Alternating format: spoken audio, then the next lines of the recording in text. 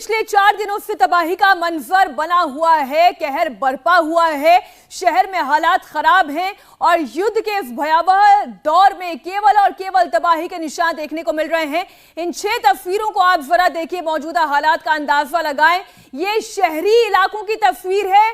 एक बार फिर आपको याद दिला दें, ये कोई बॉर्डर इलाका नहीं है, ये यूक्रेन के शहर है जहां पर रॉकेट से हमला हो रहा है, हेलीकॉप्टर को अटैक किया जा रहा है, टैंक का अटैक रिहायशी इलाकों पर, तो टैंक पर भी अटैक रिहायशी इलाकों में ही हो रहा है।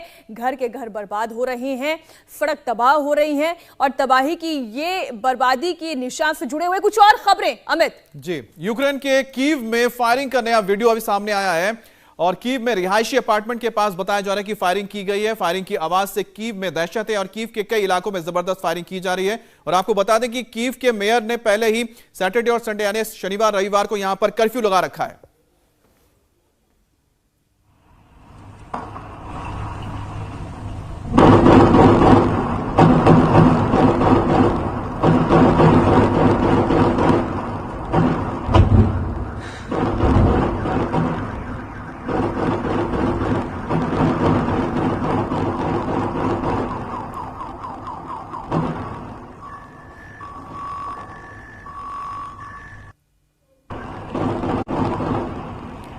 मनीष, किस तरीके की आवाजें हैं? देखिए, बिल्कुल साफ है कि ये रशियन फोर्सेस और यूक्रेनियन फोर्सेस के बीच जो आपस में जो वॉर सिनेरियो है वो है, क्योंकि जो लोकल्स हैं जिनको वो हथियार दिए गए हैं उनको जो 7.62 यानी AK सीरीज के वेपन्स दिए गए हैं और दूसरे वेपन्स दिए गए हैं। तो इसलिए बिल्कुल साफ है कि जिस तरीके से लगातार बर्स्ट राउंड फायर हो रहा है और दोनों तरफ से आवाज आ रही है, इसका मतलब जवाबी कार्रवाई की जा रही है। रशियन फोर्स का जवाब देने के लिए कीव के अंदर इस समय यूक्रेनियन फोर्स भी उनको जवाब दे रही है। और एक और बड़ी खबर बता दें, कीव के पास बूचा में टैंक पर हमला हुआ है। अपार्टमेंट के पास से रूसी टैंक पर फायरिंग की गई है।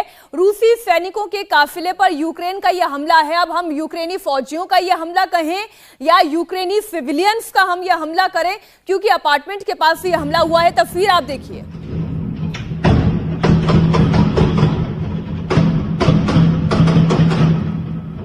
मीनाक्षी, सबसे बड़ी चुनौती इस बात की है क्योंकि इस समय रशियन फोर्सेस कीव की तरफ जा रही हैं और हिंटरलैंड का बिल्टअप एरिया है जहां पर ऊंचे ऊंचे इमारतों पर इस समय यूक्रेनियन फोर्स, यूक्रेनियन सिविलियंस हैं। इसलिए आपने जो तस्वीरें देखी जिसमें वो पेट्रोल बम मारते हुए दिखाई दिए, फिर उसके बाद वेपन से फायर करते हुए दिखाई दिए और ये बर्स्ट राउंड फायर हो रहा है जहां से वीडियो बन रहा है उसके इर्द गिर्द के। बिल्कुल, आपके बर्स्ट राउंड फायर, एक बार हम इस सर आप रिएक्शन दीजिएगा एक बार और ये जरा वीडियो देख लेते हैं।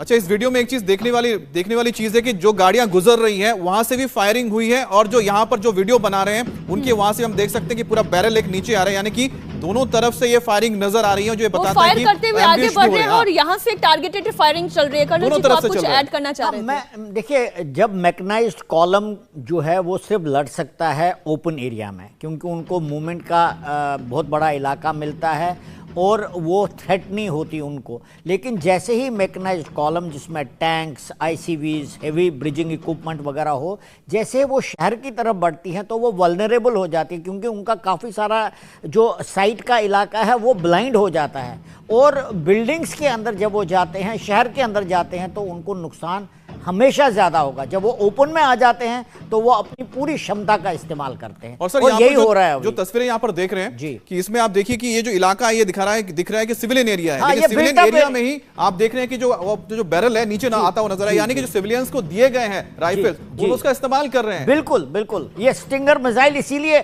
सॉरी दिस ये जो इनके पास दूसरा वो मिसाइल है ना, एंटी टैंक मिसाइल, तो उसका जेवलिन, उसका इस्तेमाल तो यहाँ आइडियल है, क्योंकि आप जो इस्तेमाल कर रहा है वो दिखाई नहीं देता। और शायद यही वजह है कि जो कोलैटरल डैमेज की हम बात करें, जब सिविलियंस को आप हथियार दे देंगे और उनका इस्तेमाल करेंगे तो ऐसे में ये बहुत खतरा बढ़ जाता है कि उनके ऊपर भी अटैक हो सकता है। और यूक्रेन ने कई रेलवे ट्रैक को भी उड़ा दिया है और रूस को यूक्रेन से जोड़ने वाले रेलवे ट्रैक्स को उड़ाया गया है। और इसको हम बता दें किस लिए किया जा रहा है, ताकि रूस की ओर से कोई भी ट्रेन दाखिल ना हो सके, कोई भी उनको एक बार फिर से रेनफोर्स यानी कि रिसप्लाई ना हो सके। जिस तरह से ब्रिजेस को तोड़ा जा रहा है जो यूक्रेन के साथ जोड़ता है उन इलाकों को जहां पर रशियन फोर्सेस मौजूद है, उसी तरह से अब रेलवे ट्रैक्स को भी डैमेज किया जा रहा है। देखिए, जब एयर फेवरेबल सिचुएशन रशिया के पास है तो इन रेलवे ट्रैक को उड़ाने से बहुत अचीवमेंट कुछ नहीं होगा। महत्वपूर्ण ये है कि जो अभी आपने देखा क्लिप, ये कीव के करीब पहुंच रहे हैं ये लोग, और युद्ध जो है वो चौथे दिन पहुंच रहा है। इसका कारण ये है कि रशियन फोर्सेस के बीच में एक जो कम्युनिकेशन सिस्टम है, मुझे लगता है वो प्रभावित हुआ है, क्योंकि कोई भी उम्मीद नहीं कर रहा था कि युद्ध जो है वो दूसरे या तीसरे दिन से ऊपर जाएगा।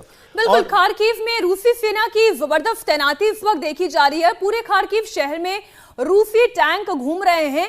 हमने बार बार आपको इंडिया टीवी पर यह जानकारी दी। देखिए, कीव तो राजधानी है ही और सारी लड़ाई कीव को घुटने पर लाने की है, कीव को टेक ओवर करने की है। लेकिन उसके बाद अगर दूसरा सबसे बड़ा शहर हम कहें खार्किव, जो कि डोनबास इलाके से सटा हुआ शहर, वहां पर लड़ाई बहुत तेजी से चल रही है और रूसी टैंक शहर के अंदर घूमते हुए नजर आ रहे हैं। आप इसमें कुछ ऐड करना चाहते हैं कर्नल टिक्कू?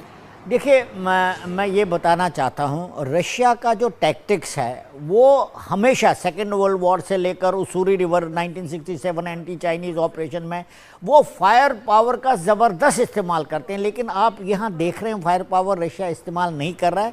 शायद वो इसलिए नहीं कर रहा है, वो नहीं चाहता कोलैटरल डैमेज हो, सिविलियन की डेथ हो, नहीं तो अभी तक कीव को उन्होंने कैप्चर कर दिया होता है। तो मुझे लगता है उन्होंने फैसला ये किया है कि हम कैजुअलिटीज़ एक्सेप्ट करेंगे, लेकिन हम सिविलियन कैजुअलिटीज़ जो यूक्रेन इन शहरों की है उनको हम एक्सेप्ट नहीं करेंगे, क्योंकि अल्टीमेटली उन्होंने यूक्रेन के साथ दोस्ती बनाए रखी है। तो खामियाजा रूस को भुगतना भी हाँ, पड़ रहा है। वो एक्सेप्ट कर रहे हैं। बिल्कुल बिल्कुल, कैप्टन पांडे, आप इसमें क्या ऐड करेंगे? इसी का खामियाजा वो भुगत रहे हैं, क्योंकि यहीं पर तो उनको सबसे ज्यादा रिटेलिएशन झेलना हो रहा है। देखिए, जो सूचना युद्ध चल रहा है, इंफॉर्मेशन वॉरफेयर जो चल रही है, उसका नतीजा है कि रूस जो है बहुत सहमा हुआ है।